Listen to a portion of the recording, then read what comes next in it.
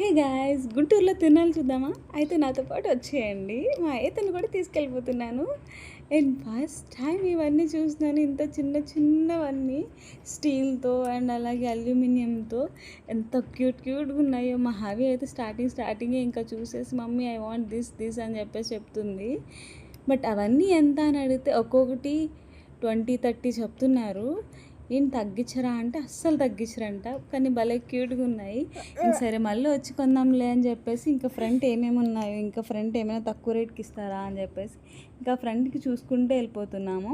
ఇంకా అక్కడ పిల్లలకైతే ఎన్ని టాయ్స్ ఉన్నాయో. గుంటూరులో నేనైతే ఫస్ట్ టైం తిరునాళ్ళకి వెళ్ళడం అనమాట.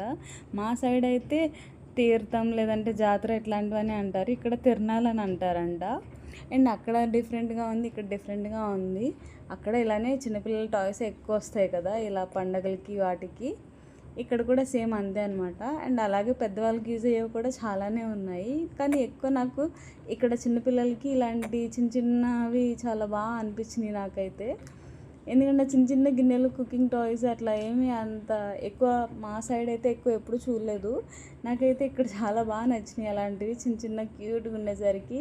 ఇంకా దాని తర్వాత పిల్లలుగా ఆడుకోవడానికి కూడా చాలానే ఉన్నాయి.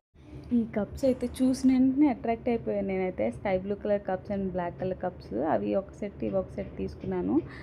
మొత్తం అందులో ఒక్కొక్క దాంట్లో సిక్స్ కప్స్ ఉన్నాయన్నమాట. ఒకటి 100 రూపీస్ అనమాట.